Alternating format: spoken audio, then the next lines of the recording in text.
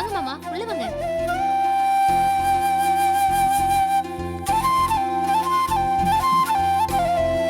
அடச்சே, இவங்களே வாவான்னு கூப்பிட்டேன். மாமா, அட நீ ஏன் கருணா டென்ஷன் ஆகுற? சிவனேசன் சார் யாரு? நம்ம வீட்டுக்கு சம்மந்தி ஆக போறவரு. எல்லாரும் ஒண்ணுக்குள்ள ஒண்ணு ஆனதுக்கு அப்புறம் நீ வாங்க வாங்கன்னு மரியாதை கூப்பிடுறதா ரொம்ப மரியாதை குறைவா தெரியுது. இப்போ உங்க அம்மா வெளியே போயிருக்காங்க. வீட்டுக்கு வரப்ப அவங்கள வாங்க வாங்கன்னு வாசல்ல வச்சா கூப்பிடுவேன். அந்த அர்த்தத்துல தான் சொன்னேன். என்ன சிவனேசன் சார், நான் சொன்னது சரிதானே? வாங்க மாமா, வாங்க.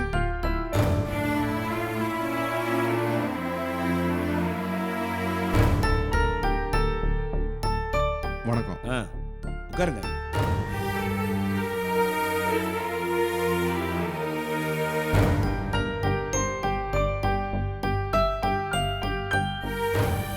என்ன மாப்பிள்ளைங்க 2 பேர் வந்திருக்கீங்க?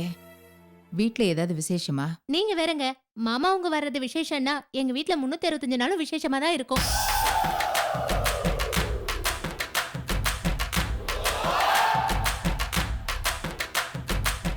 அது ஒண்ணு இல்லைங்க, கருணா காமெடி பண்ணுது. லக்ஷ்மி கல்யாண வேலை தலைக்கு மேல இருக்கு.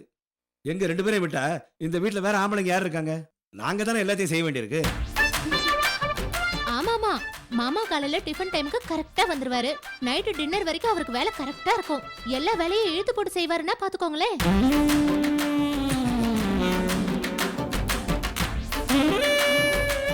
ஏய், பெரியவங்க எல்லாம் பேசிட்டு இருக்காங்கல்ல, சின்ன பொண்ணு உனக்கு இங்க என்ன வேலை? போய் காஃபி கொண்டு வா போ.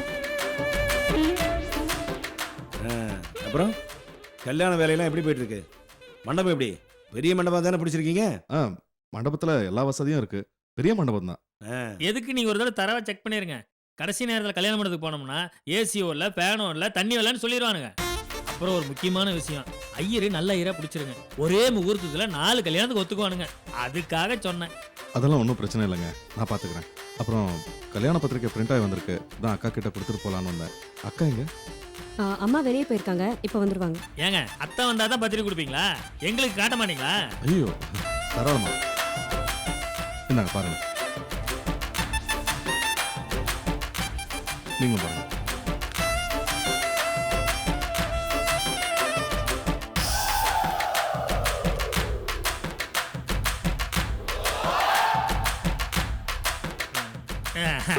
பத்திரிக்கை ரொம்ப சூப்பரா இருக்குங்க. நல்ல ரசனையோட தான் கார்டு செலக்ட் பண்ணியிருக்கிறீங்க. யோ, கண்ணாடி போட்டு உனக்கு கண்ணு தெரியலையா? டிசைனே அது ஏங்க, என்ன ஒரு 30-35 ரூபா இருக்குமா? 25 ரூபா சார். ஜில்லு, எப்படி கரெக்டா அடிச்ச பாத்தியா? நம்ம ரேஞ்சுக்கு ஒரு 70-80 ரூபாயில கார் செலக்ட் பண்ணியிருந்தா நல்லா இருந்திருக்கும். பரவாயில்ல, இவர் கெப்பாசிட்டிக்கு இதுவே அதிகம் தான்.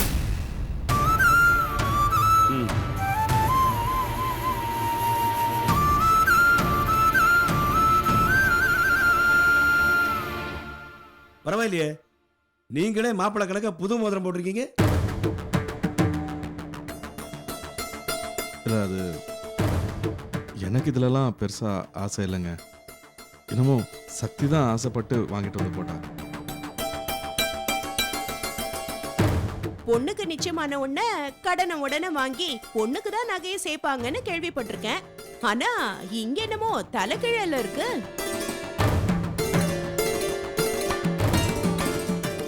பொண்ணு புகுந்த வீட்டுக்கு போறதுக்குள்ள எல்லாத்தையும் கறந்துக்கலாம்னு நினைக்கிறாரோ என்னவோ. என்னங்க நீங்க இப்படி எல்லாம் பேசுறீங்க? அப்பாக்கு வாங்கி தரணும்னு பொண்ணு நினைக்கிறது தப்பா? தப்பே இல்லைங்க, தாராளமா வாங்கி கொடுக்கட்டும். ஆனா அதையும் பொண்ணுக்கு போட்டு அழகு பார்க்கறதா ஒரு நல்ல தகப்பனுக்கு அடையாளம். இதெல்லாம் சொல்லி புரிகிற விஷயமே இல்லைங்க. சரி, அதை விடுங்க. கேட்கணும்னு நினைச்சேன், கல்யாணத்துக்கு அப்புறம் உங்க பொண்ணோட சம்பள கவரு இங்க வருமா இல்ல உங்க வீட்டுக்கு போயிடுமா? வீட்டுக்கு கொண்டு வந்து கொடுக்கறது தானே நியாயம். சம்பள கவர் ஒரு பக்கம் எடுங்க. சக்தி எவ்வளவு சம்பளம் வாங்குது அதை சொல்லுங்க முதல்ல. பிஎஃப் பிடித்தம்லாம் போக ஒரு 12,000 ரூபாய் வரும். பிஎஃப் சரி, அடுத்து என்னமோ சொன்னீங்களே பிடித்தம்னு, அதை கொஞ்சம் விளக்கி சொல்றீங்களா? வீடு கட்டுறதுக்கு சக்தி தான் லோன் வாங்கி கொடுத்துருக்கா. அதுக்கு மாசம் மாசம் இஎம்ஐ கட்டிட்டு வரோம்.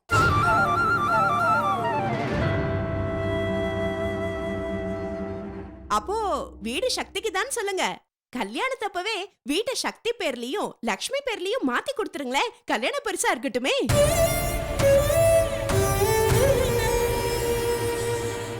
ஐயோ நான் சொல்லணும்னு நினைச்சு நீ சொல்லிட்ட. கரெக்டாக தான் யோசிச்சிருக்கேன் என் பொண்டாட்டி. சக்தி கிட்ட பணத்தை வாங்கி தான் வீடு கட்டுறீங்க. அப்போ அது சக்திக்கு தான் என்ன சொந்தமாகணும். நான் அப்படியெல்லாம் பிரித்து பார்க்கலங்க. என் காலத்துக்கு அப்புறம் அந்த வீட்டில் என் 3 பசங்களுக்கும் பங்குண்டு. சக்திக்கு மட்டும் எப்படி கொடுக்கறதுன்னு தெரியல. என்னமோ 3 ஏக்கர்ல பங்களா கட்டிட்டு அதை பிரிக்கிறது வழி தெரியாத மாதிரிலாம் பேசிட்டு இருக்கீங்க. இந்த பாருங்க, 1.5 சென்ட் வீட்டை 3ஆ பிரிச்சா வத்திப்பெட்டி சைஸ் கூட தேராது. பேசாம மொத்தமா சக்திக்கு கொடுத்துருங்க. அதான் கரெக்டா இருக்கும்.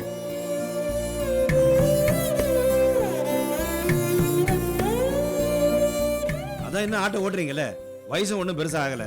ரிட்டையர் ஆகிறதுக்குள்ள இன்னும் கொஞ்சம் பணத்தை சேர்த்து மற்ற 2 பசங்களுக்கு வேற வீடு வாங்கி கொடுத்துருங்க.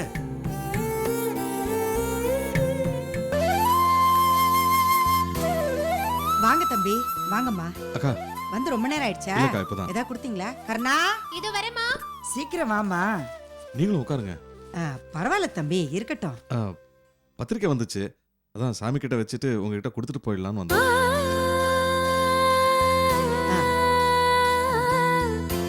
உட்காருங்க தம்பி. கருணா, வந்துட்டமா. குடு.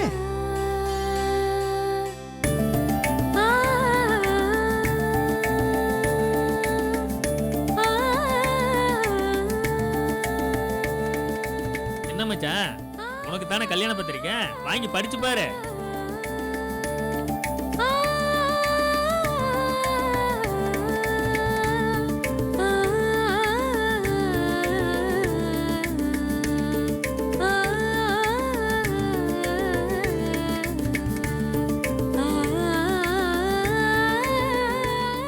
தம்பி, என் 2 மாப்பிள்ளைங்களுக்கும் அவங்க வீட்டிலே போய் பத்திரிகை கொடுத்துருங்க. அதுதான் முறை. மற்ற சொந்தக்காரங்களுக்கெல்லாம் நாங்களே கொடுத்துக்கிறோம். ஆட்டோக்கா, உங்களுக்கு எவ்வளோ பத்திரிக்கை வேணும்னு சொல்லுங்க, நான் கொண்டு வந்து கொடுத்துறேன். இப்போதைக்கு ஒரு 200 பத்திரிக்கை கொடுத்துருங்க. தேவைப்பட்ட அப்புறம் வாங்கிக்கிறோம். சரிங்க. சிவனேசன் சார், ஒரு முக்கியமான விஷயம். எனக்கு இந்த ஃபார்மாலிட்டிஸ் எல்லாம் நம்பிக்கை இல்லை. நீங்க பத்திரிக்கை வீட்டுக்கு வந்துட வேண்டாம், இங்கேயே கொடுத்துருங்க. அது அவ்வளோ நல்லா இருக்காதுங்க. உங்க வீடு தேடி வந்து பத்திரிக்கை கொடுக்கறது தான் முறை. ஏங்க, நான் தான் பரவாயில்லன்னு சொல்றேன். அவனும் இமெயில் இன்டர்நெட்னு பத்திரிக்கை அனுப்பிட்டு இருக்கிறேன். நீங்க என்னடான்னா சிவனேசன் சார், உங்களுக்கு கல்யாண நாள் நிறைய இருக்கு, அதை போய் கவனிங்க.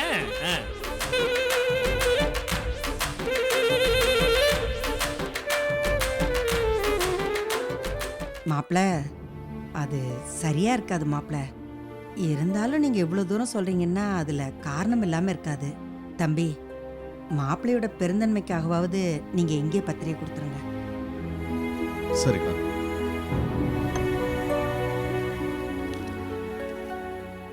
மூத்த மாப்பிள்ளைக்கு முதல்ல கொடுக்கறது தான் முறை. சகலைக்கு முறை தெரியாது. போன போகுது, அவருக்கு முதல்ல கொடுங்க.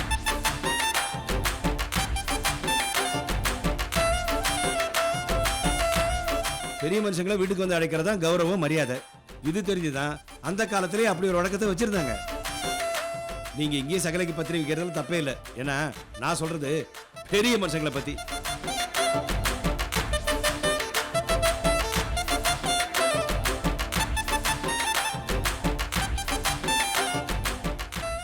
இருங்க இருங்க இருங்க, சகல சொன்னா சரியா தான் இருக்கும். எனக்கு நீங்க வீட்லயே வந்து கொடுத்துருங்க.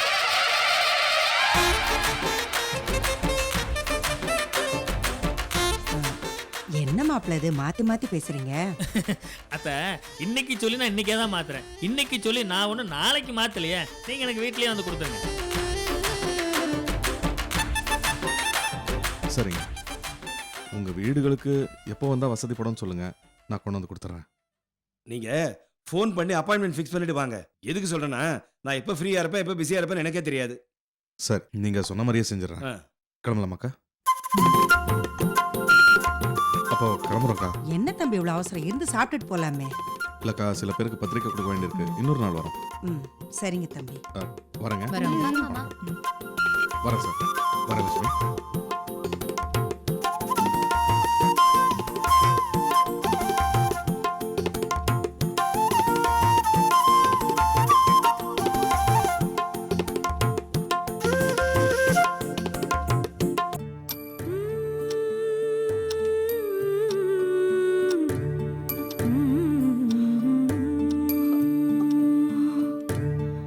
இந்த காலம் ரொம்ப அழுத்தாதீங்கம்மா, மெதுவா எடுத்து வச்சா போதும்.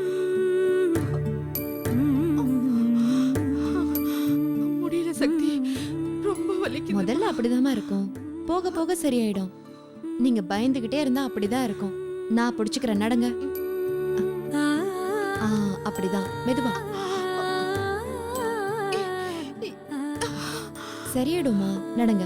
2 ஸ்டெப்ஸ்.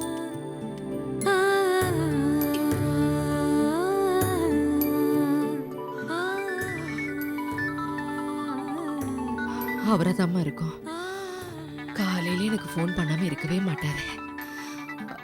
இருங்கம்மா, நான் எடுத்துட்டு வரேன்.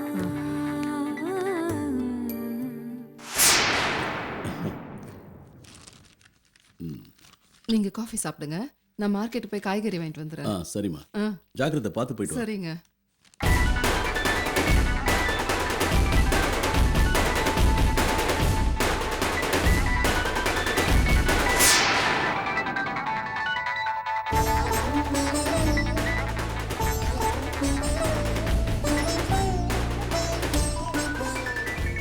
இந்தாங்கம்மா, அவர்தான்.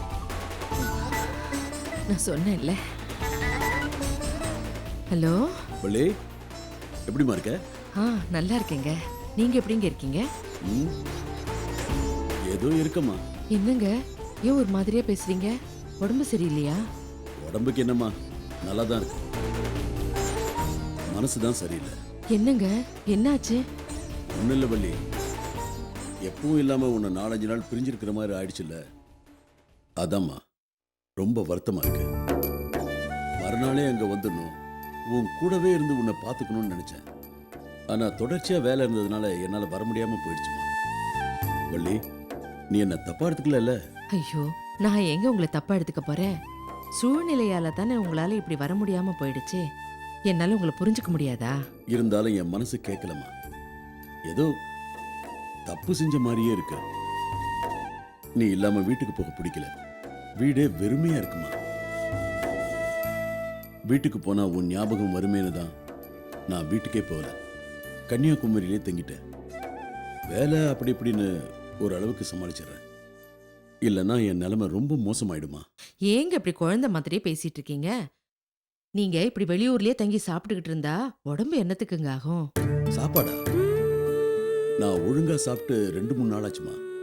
ஐயோ, என் இயல்பான வாழ்க்கையை தொலைஞ்சு போன மாதிரி இருக்கு. நீ எப்ப குணமாகி வீட்டுக்கு திரும்பி வரியோ அப்பதான் நான் பழையபடி இருக்க முடியும். ஆமா, உன் கால் இப்போ எப்படிமா இருக்கு? டாக்டர் உன்னை எப்ப டிஸ்சார்ஜ் பண்றேன்னு சொன்னாரு? அத பத்தி எல்லாம் ஒன்றும் சொல்லலைங்க. ஆனா இந்த வாக்கர்னு ஒன்று கொடுத்துருக்காங்க. அதை பிடிச்சிட்டு தாங்க இப்ப நடக்க ஆரம்பிச்சிருக்கேன். எனக்கு கூடிய சீக்கிரத்திலே கால் சரியாகி திரும்பியும் வந்துருவேங்க. இங்க பாருங்க, நீங்க என்னை பத்தி யோசிச்சு யோசிச்சு உங்க உடம்ப கெடுத்துக்காதீங்க. இங்க என் கூட சக்தி இருக்கிற வரைக்கும் எந்த பிரச்சனையும் இல்லைங்க. என்ன சக்தி ரொம்ப நல்லா பாத்துக்கிறாங்க. ஆனா உங்க கூட இளங்கோ இருந்திருந்தா உங்களை நல்லா பார்த்துட்டு இருந்திருப்பான். நானும் இங்க கொஞ்சம் நிம்மதியா இருந்திருப்பேன். சரி, நீங்க எதுக்காக கன்னியாகுமரிக்கு போய் உட்கார்ந்துட்டு இருக்கீங்க?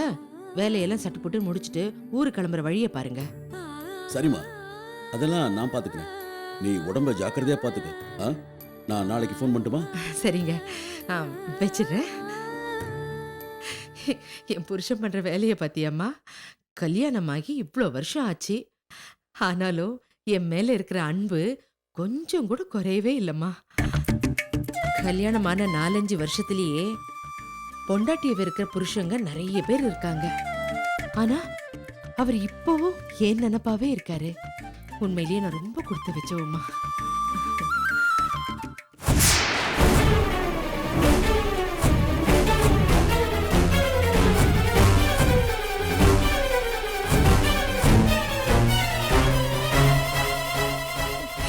இப்ப என்னடான்னா, நான் இல்லாம வீட்டுல தனியா இருக்க முடியலன்னு கன்னியாகுமரியில போய் தங்கியிருக்காராம்மா. வேளை வேளைக்கு சரியா சாப்பிடுறது இல்லையா, தூங்குறது இல்லையா. நீ வந்தாதான் வீட்டுக்கு வருவேன்னு குழந்தை மாதிரி அனுப்பிடிக்கிறாரு. சக்தி, நான் அவரை சந்தோஷமா வச்சுக்கிட்ட நாள் ரொம்ப குறையுமா. எப்ப பார்த்தாலும் அழுக புலம்பல்னு அவருக்கு கஷ்டம் கொடுத்த நாள் தான் ரொம்ப அதிகம். இன்னொருத்தரா இருந்திருந்தா என்னை நேரம் தூக்கி எறிஞ்சிட்டு போயிருப்பாங்க. ஆனா அவருக்கு நாளுக்கு நாள் என் மேல இருக்கிற பிரியம் அதிகமாயிட்டே இருக்கு. நான் உயிரை பிடிச்சிட்டு இருக்கிறதுக்கு வேற ஏதோ ஒரு காரணம்னு நினைச்சுக்கிட்டு இருக்காரு. ஆனா உண்மையான காரணம் அவர் என் மேல வச்சிருக்கிற அன்புதாம்மா. எனக்கு அப்படி தோணலம்மா. நீங்க அவர் மேல வச்சிருக்கிற நம்பிக்கை தான் உங்களை இவ்வளவு நாள் காப்பாத்திட்டு இருக்கு.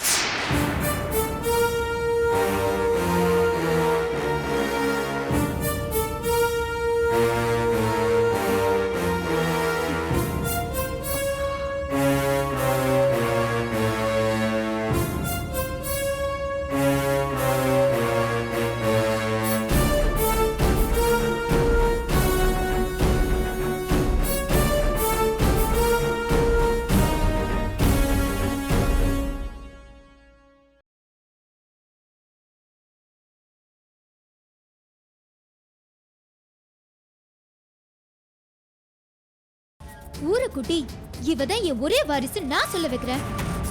இது நடக்குதா இல்லையான்னு மட்டும் பாரு.